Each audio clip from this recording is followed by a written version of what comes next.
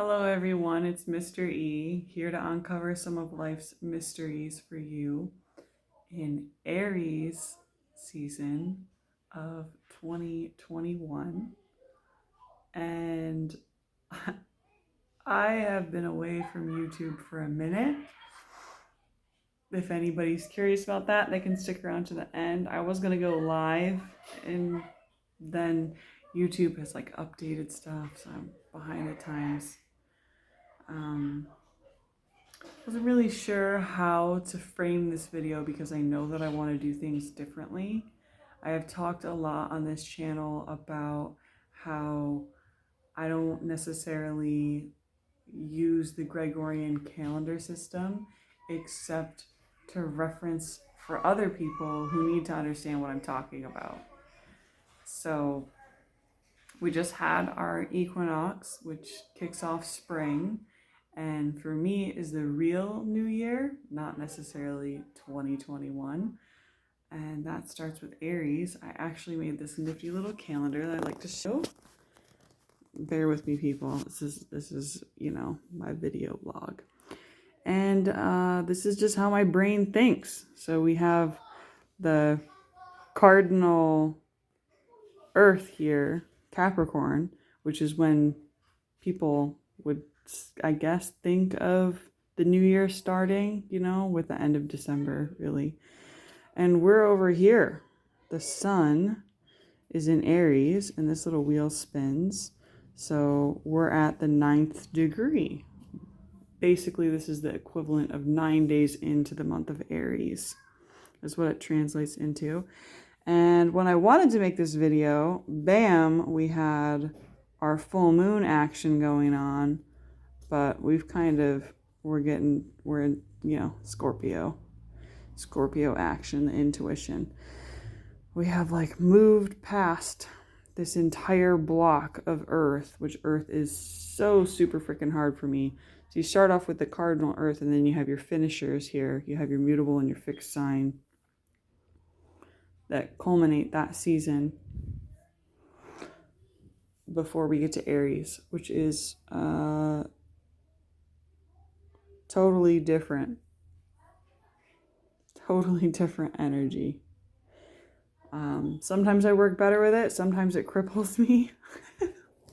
See what happens this year. And I'm just gonna go ahead and set the rune stones right on top of this calendar because I like it. It was just a little craft to do with some kids to teach them about different ways to tell time. I also got my kid a watch, which has worked out really awesomely. Okay, so we actually got the first rune pulled up as the rune of fire. So with Aries being cardinal fire, that is an excellent sign. Then we have Silhouettes, the rune of the sun and good fortune. And with our outcome, we have Yira, which is the mark of a year. I don't know if anyone could tell. I was super out of it for my Sagittarius reading. That was the last reading that I did, and I kind of knew that I was going to need to break away from doing that style of readings because it's different than how I read for people when I'm in person or on the phone or Zoom, how we do now. And I also needed to just step away from work. So I'm just kind of going to be super informal about it instead, and I hope that works for somebody out there. We have the initiator here, Canu's opening up and fire. This is a good reminder. I'm looking at these and I'm thinking, with opening up to the sun and your soul's happiness and acknowledging that change takes time. Things that you set in motion now are gonna take, it's gonna be like a year before you harvest. So, first you have to plan, and then you have to plant, and then you have the upkeep, and then you have the harvest.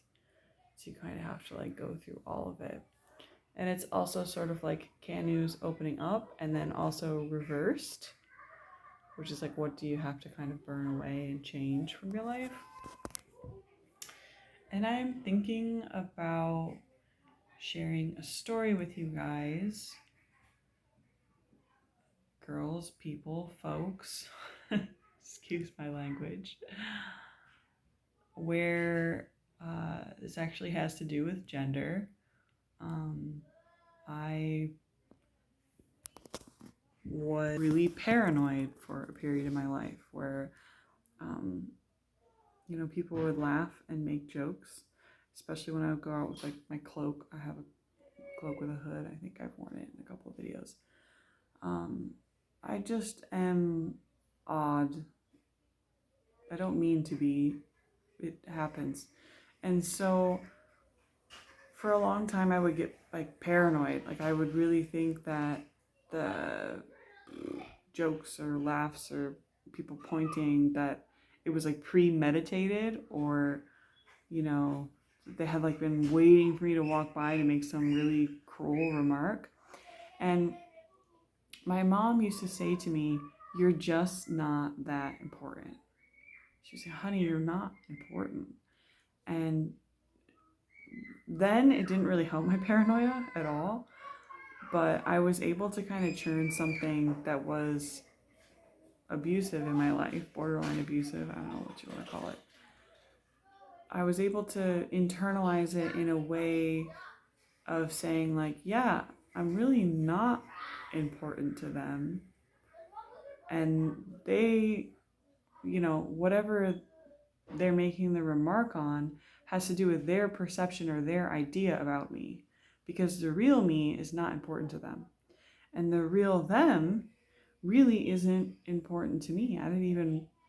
Wasn't even going to give them a second look to feel out their vibe or figure out where they're really coming from, because it's not personal. Even when sometimes a person was close in my life or someone who I had to interact with a lot, it feels really personal. Sometimes I want it to feel personal, but it's just not. It has to do with them and their perceptions, and I have very limited control over even myself. So all I can do is, recoup, calm myself down, ground myself, instead of letting myself get worked up and spun out and just like opening myself up to the wrong type of possibilities. The rune Canus of opening up, it's like a mouth. Me, me, me, me. Okay. It's like, where are you going to hold your torch? Are you holding your torch out because you're like, oh, this is scary, get back? Or is it blazing a trail ahead? And in this case, it's not even just blazing a trail ahead. It's like kind of laid out for you. It's almost easy if you get in touch with your feelings and you honor that. This is a really bad time to let anybody convince you that your feelings aren't valid. I mean, that's kind of goes all the time. You should listen to your intuition and your gut over what other people say. But there's also times where it's like, like for instance, if I was taking something personal that I shouldn't have and someone urged me not to listen to those feelings, then that's a good thing. But for this next week, for the next 2 weeks until the new moon, while everything's wrapping up, really listen to your feelings. And that was another little thing I want to say, that we just had that full moon in Libra, and it affects you really when it's in Virgo moving into Libra, and it affects you now because you kind of have the celebration of everything that came to light, everything that came to fruition, building up that energy from the new moon. But then we also have the releasing, the tying up of loose ends, and we have another period of transition up to this new moon where we're kind of getting ready for those seeds that will still be underground. So really this energy kind of carries on for a bit, and looking at these 3 runes, I would say be very open-minded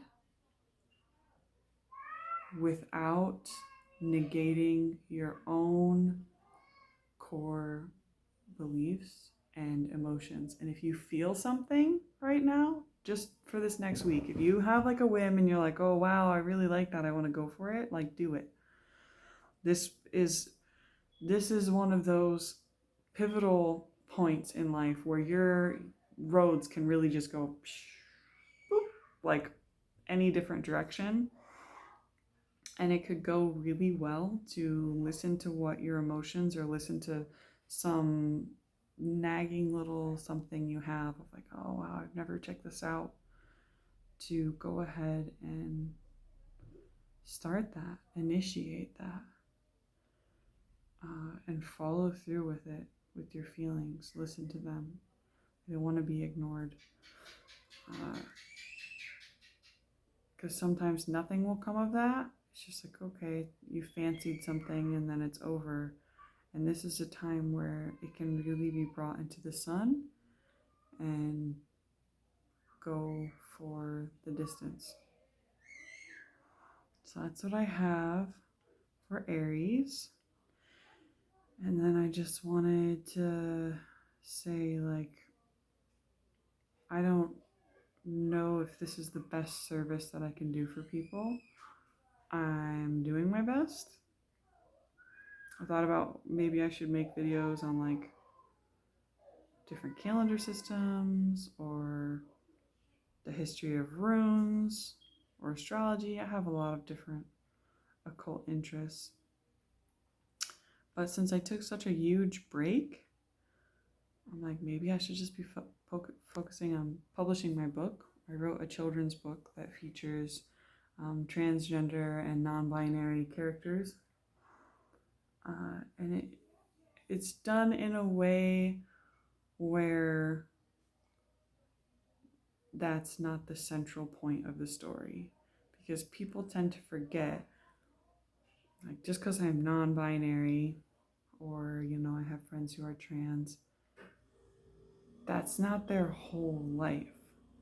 Like, people are people, and especially in this modern age of technology, your gender doesn't really identify much. So having stories that are just focused on, this is what it means to be trans, is this person experience, I would like to make a whole series of stories where that's not the main focus, and the characters just so happen to be non-binary and trans and queer people, queer folk, because I'm queer. Hi everybody, I'm Mystery. Yeah. So I've been working on that, and I had to take a break from that as well because I had some family issues come up that were kind of like emergency, and I have a lot of really well-placed Cancer in my chart. I am all about family. So when stuff's going down, whether you're my adopted family, my friends, people I consider my family, or my kids, it's everything else just was on the back burner. So if this is something that you appreciate me doing, please hit the like button, share, subscribe. And if you think there's something else I could be doing with my time that you might enjoy watching, something that you feel is like, oh, they don't really talk a lot about that on YouTube, I am totally open to those suggestions as well. You can email me at osirianrivers@gmail.com to book a personal reading or recording or lessons about runestones. So yeah, that's something new that I'm doing. And really, any questions, comments? I hope you guys are people, folks. My brain is just not functioning tonight very well. Yeah. Keep in touch. keep watching. And I'm glad to be back.